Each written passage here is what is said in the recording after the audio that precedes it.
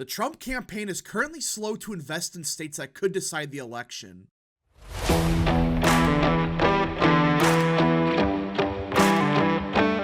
What is up, people of the internet? It is me, Real American, back again with a new video today. It is time to talk about a serious problem that could be detrimental to the Republican Party later this year. Now, it is early. We're only in March, but it appears the Trump campaign is very slow to invest in states as of now, while the Biden campaign is spending tens of millions of dollars in swing states. The Trump campaign is kind of just sitting there.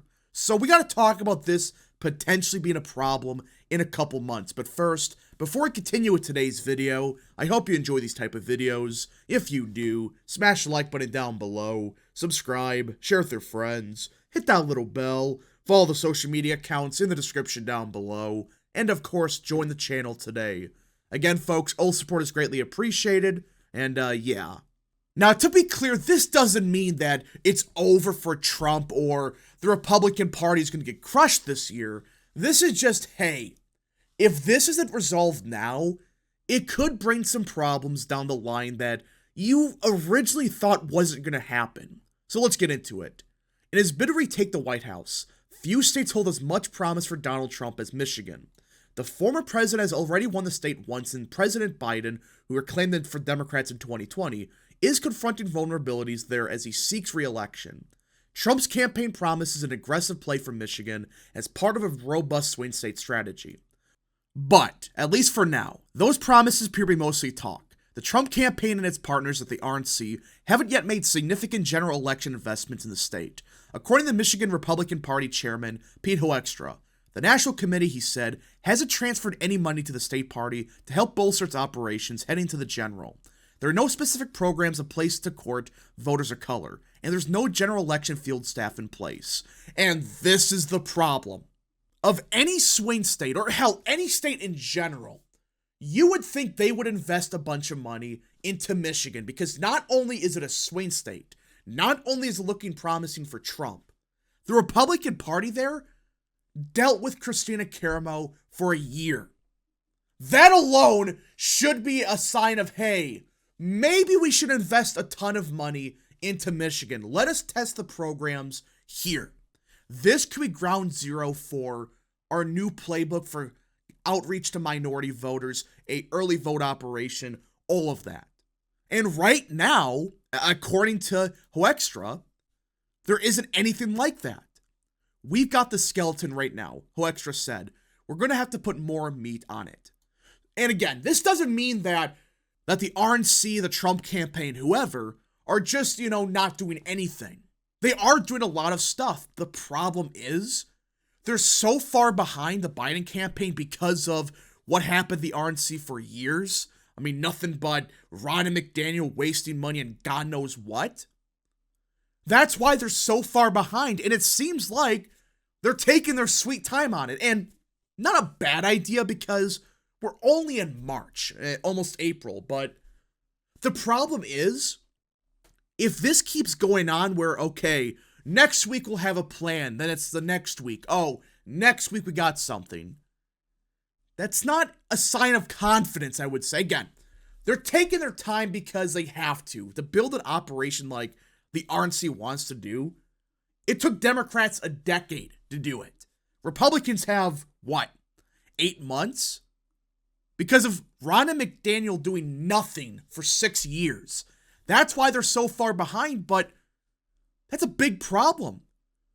We're not in 2023 where you have a year and a half till the election. No. You have 7 months to figure something out. It's much the same with presidential battleground states across the country, according to Republican operatives and party officials involved in campaigning planning elsewhere. Widely praised for its professionalism and effectiveness throughout the primary phase of the 2024 election, and about time someone said that, the Trump campaign was excellent in the primary. I mean, they didn't spend much. I mean, compared to DeSantis, Haley, they spent nothing. But they were on the ball when it comes to what people cared about, the issues at play. And they targeted Haley and DeSantis at perfect times. The campaign in the primary was excellent. The problem is, The political operation for Trump has been slow to pivot towards the general in the weeks after executing a hostile takeover of the Republican Party's national political machinery. In fact, the former president's team has rolled back plans under previous leaders to add hundreds of staff and dozens of new minority outreach centers in key states without offering a clear alternative. Well, these are just money laundering schemes. That's why they gutted it. Again, the idea of having minority outreach centers, that's fine. But the way the RNC wanted to do it with Ronna was insane. It wasn't going to work. It never did work. And a bunch of these staffers they were going to hire, they're not new people. They're not people that, work their way towards that position. They're the ones that have been there for 30 years. And they're there because of their last name, because they know someone, and they sucked at their job. That's why they gutted those plans, because it was a waste of time, a waste of money. It wasn't going to work.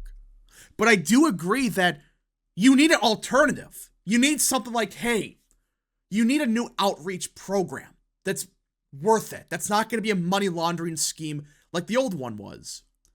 Indeed, just 6 months before the first early votes are cast in the general election between Trump and Biden, Trump's Republican Party has little general election infrastructure to speak of. And it's kind of false they're building up to it, but I agree though. You're 7 months out and you got nothing. You have to do what Democrats did in 10 years in 7 months. That's the major problem. I don't think they got enough time to pull off what they want to do. They just don't. Officials on the ground in top swing states are not panicking, but the disparity with the Biden campaign is stark. This month alone, Biden opened 100 new offices and added more than 350 new staffers in swing states from Arizona to Georgia to Pennsylvania, according to campaign spokesperson Emar Musa.